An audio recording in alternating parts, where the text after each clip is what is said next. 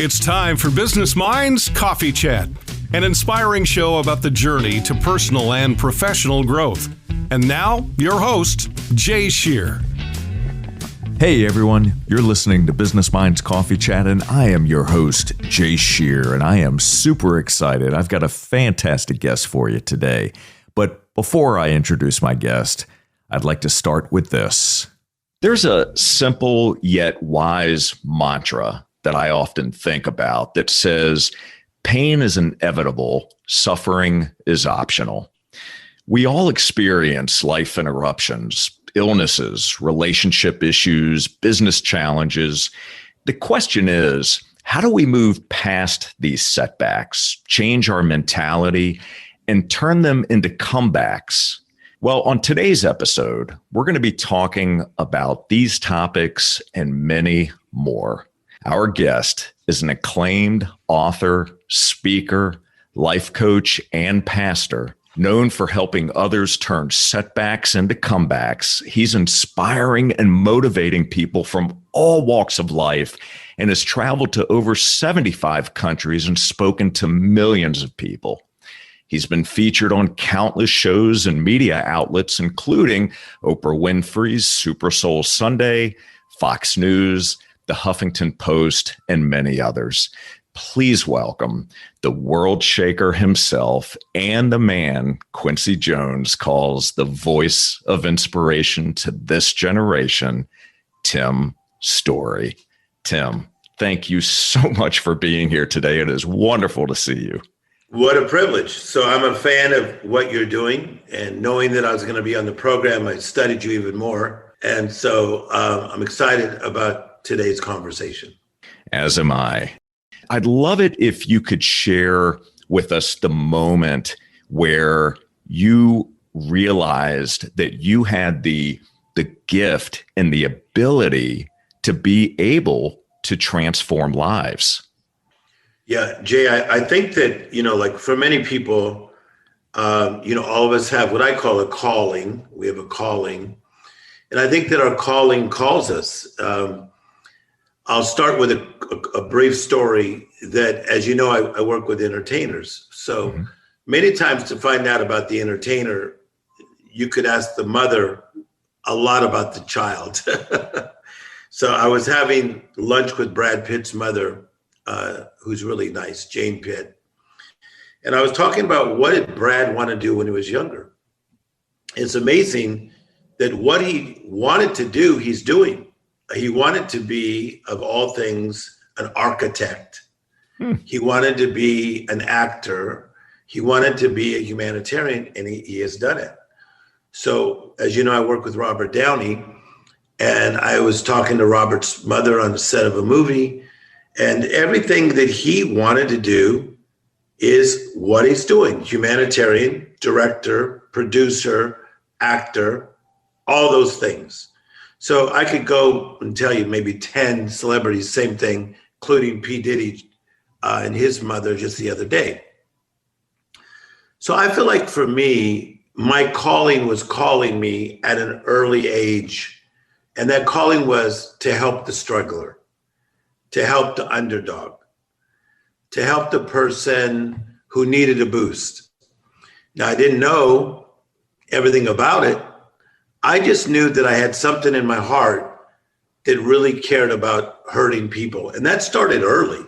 I'm talking 8, 9, 10 years of age. Wow. When I'd see kids at school that would be bullied, or a young kid at school named Freddie who had asthma, I had a heart towards him. But it was over time with the right tutors and mentors that I began to discover what I was really called to do. And many people helped pull that gift out of me. Interesting. So was there a particular catalyst or something that led to that calling where your eyes were opened and you were at a point where you could receive it and actually work with that gift? Yeah, 100%. I think that like in our family, we had 5 children and my mother and father, but we were lower income in Compton, California. We were very crowded. I won't even tell you the number of rooms. It was very small. Just know my brother and I had to sleep in the living room. So I think that to feel the cramp, the crowded, the confinement felt so limiting. And when I began to experience other kids in school and sometimes visit their houses and see that they did not live that way, and their refrigerator was full, and their house had more joy and peace, I said, wow, my house is really missing a tempo. There was not a tempo of you can, you will, you might go to Harvard or Yale. It was more of a survival type of environment that I was initially raised in. So with that said, what words, as you think about your past and how far you've come and what you've learned, the valuable lessons that you've had throughout the years, what words come to mind that you would use to describe yourself? I would say compassionate, full of mercy, not a low dose, a high dose. But I would also say a very good listener. And, you know, as I got older and I began to work with Walter Matthau, Jack Lemmon, Charlton Heston, Tony Curtis, as I moved into Beverly Hills and became a very well-known life coach, what a lot of these older gentlemen would say to me is, you know, Tim, one reason we love to dialogue with you is you're a phenomenal listener. And that is something that's almost a missing skill set. So I think my ability to listen and really hear what someone's saying and not always looking for the answer before they've spoken, maybe their pain, I think that that's part of my superpower is listening. Is that a skill that you have honed over time? Is that something that you've been very intentional about working on? Would you say that came naturally to you? It's a great question, Jay. Great question. I think it's innate, number one, but more than natural, it's definitely a skill set I've honed and worked hard on it. Because I think that you've heard it said before, if we're not careful, we'll become human doings instead of a human being. But I would say almost all my best friends say, Tim is almost always fully present, fully feeling, and fully alive. Like I'm literally right here, right now. And I think part of that is, as Stephen Covey says, somebody's urgent is not necessarily mine. So there's constantly people looking for me at all times of the day and night because of what I do for a living. But their urgent is not always mine. I have to stay in that moment. Otherwise, I might miss something that could help change somebody's life and change my life. I would love to explore the why behind the work that you do. I mean, you've listed off already a number of amazing people that you've had the opportunity to work with and to help along their journey, which is an awesome responsibility as a coach, as a mentor, as someone who, whether it's spiritually related or not, someone who has that responsibility to guide someone and help them through a transformative process. So why? Why do you do this type of work? What is it that drives you, that motivates you, that gets you out of bed every day and being able to show up your best self? I think part of it, Jay, is the people that I studied in my formative years, starting my junior year of high school. I read a book about the life of Mother Teresa, who was a nun, and she was a school teacher, but she heard the cries of the orphans, and she decided to give up her job as a teacher to shift to deal with the cries of the orphans. And little did she know she'd be one of the most well-known names in the world today. and still be helping tens of thousands of people on a daily basis, even after she has passed. So I studied Mother Teresa. I studied Nelson Mandela. I studied Gandhi. I studied Jesus through the Gospels. And what I learned is that there's a lot of value in being a servant and really being a person that serves another person's dream, serves another person's life. And that is the lifestyle that I chose. When I went to seminary as a teenager, later went on to get my doctorate in world religion, I never thought about being a pastor. That seemed very religious to me, or being like a guy on Christian TV. That seemed kind of hokey, to be honest. But what I did want to do is what I was called to do, and that was serve people. So whether it be from the inner cities that I still do, third world nations, the orphanages, working with Robert Downey Jr. In prison reform, working with the elderly abuse, all that is part of my calling, and that is to serve people. So that is where I really get a lot of fulfillment, is in serving people. I really, truly do get fulfillment from this. So when you are serving others, when you are working with those that are having difficult times in their lives, no matter what it is, it could be abuse situations, it just could be challenges dealing with everyday things that happen in life.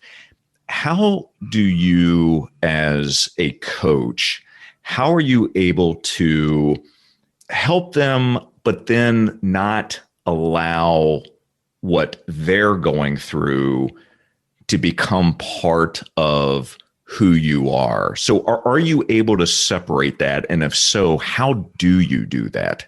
It's extremely difficult. So that's why you see, let's take other professions where dentists have a lot of anxiety and depression that is talked about within that profession. Doctors, same, mostly surgeons dealing with delicate situations. Clergy burnout from priests, rabbis, ministers, monks, a lot of burnout going on. And so I had to really get mentored correctly in this. I was mentored by Dr. Helen Mendez, who taught at USC, University of Southern California. And she took a liking to me, and she worked with me for 18 years. And she really did help me to realize that it is not my place to fix anybody. I cannot fix anybody, but I can help them with the right tools, the right skills, help them to work on their attitude, and then know that I did the best I could. And then I have to live my life at the same time. And I tell you, and if you do not create those boundaries, then you're in trouble because you're carrying too many caseloads with you. So I want to better understand that, if we can maybe unpack that a little bit and talk about process and maybe some of the things that you do from a mindset standpoint. And the reason I want to explore that a bit, Tim, is everyone experiences those challenges in their lives, and being able to come home at the end of a day of dealing with a number of issues and being able to be present for not only themselves, but for their families, for their friends. Yes. And not carry all that with them where it's going to affect the rest of their lives. How can they process that? What are some things that they can think about, tell themselves? Talk a bit about your process, because you experience that all the time, all the conversations you have. Yes. And so I'm going to give respect to a man named Dennis Waitley, who was one of the first ones who did the Wheel of Success. And in that wheel, he talked about the physical body, the mental, the clarity of mind, the spiritual life, the job, the finances, the family, But then he goes on to mention something interesting, the social life. Okay. And I feel that for people, that all of us that are going through life as we are, and those of you that are listening, that we can have balance. And I hear a lot of my friends saying they do not believe in balance, but I will tell you, they look like they don't have balance. I believe in balance. I believe in vacations. I believe in sleeping. I believe in exercise. I believe in joyful moments. I believe in making time for magical moments. I believe in putting God first and my family second and my job third. I believe that when you follow those types of guidelines, that you can have a fulfilled life. And because this is that in life, you're always going through either recovery or discovery at all times. So let's say in your family life, you're going through a recovery zone. Maybe your daughter's challenged or your son is challenged, right? So that's one area. And if you just focus just on that, you're missing the other areas where you might be getting blessed. And that's in your own marriage, in your physical body, in your job, in your finances. So I like to break it into that wheel and work on that wheel on a daily basis. I do it on a daily basis. I look at that wheel and I take inventory of where I am that week. I love that. I think that's a great, not only exercise, but practice for all of us to put into place. It's a great reminder and gives us much greater perspective as well. So we're going to hit pause on our conversation to take a quick break to thank our amazing sponsors. My friends, you are listening to Business Minds Coffee Chat. Don't you go anywhere. We'll be right back.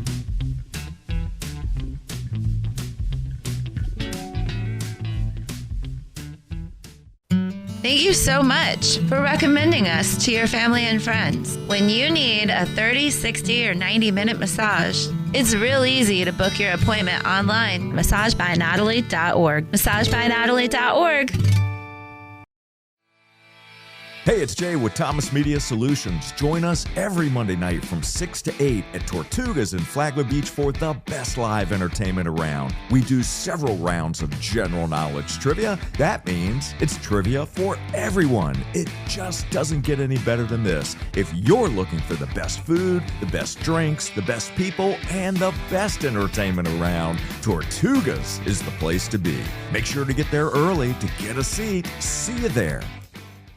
There's no business like show business like no business I know. Visit the Fitzgerald Performing Arts Center at Flagler Auditorium. We're about to release our new season of professional touring shows. Visit our website at flaglerentertainment.com. Sign up for our newsletter. You can be the first to know about our shows and special offers. And remember, every time you buy a ticket to a show, you support the performing arts in Flagler schools and you support our local economy. This is Jay Shear. Are you a business owner or entrepreneur trying to figure out how to improve and achieve greater results? If so, I'm speaking to you. I provide the tools, coaching, and accountability you need to gain clarity around your personal and professional goals, remove the excuses holding you back, build the mindset, leadership skills, and proven strategies to grow your business and become the best version of yourself. To learn more or to apply for my coaching services, call 904-236-0431 or visit jshearbusinessconsulting.com.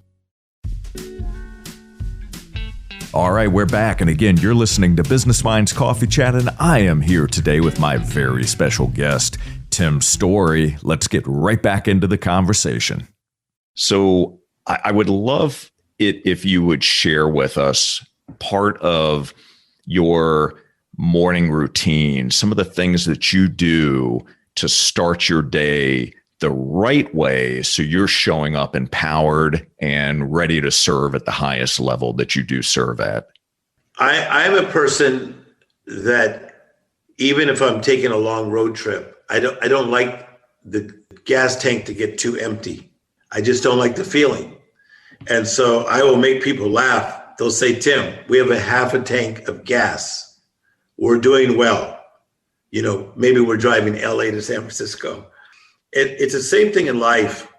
I cannot afford to let my gas tank, my spiritual tank in this case, get really low. Then I'm in trouble. So I really do this thing where I wake up, brush my teeth, wash my face. I have my clothes set out already, and I walk for an hour or an hour and a half, and I listen to either a podcast like one like yours, or listen to a book on tape, or listen to the Bible on tape. And what am I doing? I'm renewing my mind. And as I renew my mind and cleanse my mind, it's amazing that things unfold rather than me trying to just push them out and manifest them on my own. So then I have a gym in my house. I work out 4 or 5 days a week. I do that. But I'm going to tell you something, Jay. At that time, and just this is us talking as friends, I probably have 40 texts or calls that have come in by that time already. So if I just jumped on somebody's urgent, and what the texts say many times is, come on, Tim, can't you give me 5 minutes? Because I life coach people that play at a very high level, and they're used to getting what they want. They're like, I need a quick answer from Tim Story, and that's a compliment that they are asking for me. But I can't give them what they want if I'm dealing with a tank that's almost on empty. So I have to fill my tank every day. I go from my overflow. With all of the different types of challenges that you've helped people overcome, if you were to try to come up with an average reason that people hold themselves back from overcoming setbacks, what would you say it is? What would you point to? I would say that one of the biggest ones is disappointment, is this idea of, let's say someone's trying to break addiction. And let's say it's to alcohol, and they've tried and they tried and they tried and they went to programs, maybe even went to rehab, and then they find themselves relapsing. What I find, it's so easy to then live in the land of okay, of, Tim, I've just seen that maybe I am a functioning alcoholic. It's because they become so disappointed. Or a woman that says to me, I loved this man for 40 years. We were married. Why would he choose this time to just up and leave and say the marriage is not working? Okay. So in trying to get that kind of a client to see that is painful, that is a setback, but we can find a way through it. We can take inventory. We can partner with the right people. We could get a new plan. We could have the right principles. We can become more persistent. That's part of my process. I would say disappointment is one of the major things that keep people stuck in that setback. And they get disappointed and disappointed and disappointed, and they decide to just rest. Nope, it's too much. I'm not going back to the gym. I'm not going back to temple. I'm not even going to call my mother anymore. She doesn't get me. Interesting, right? Disappointment. That really is. That answer surprises me a bit. That's not what I would have thought. And I quite frankly, I would have thought it was the fear of change, the fear of the work that's required to overcome whatever that happens to be. So thank you for sharing that wisdom. But can I tell you something, Jay? Because I think they almost go hand in hand. So because many times people will fear change because they say, what if I put all that energy into changing and then it doesn't work again? So really that disappointment and that fear with a lot of my clients does go hand in hand. Well, thank you for sharing that. I appreciate it. So, Tim, before I ask my final question to you, where can we go to engage with you, to consume your content?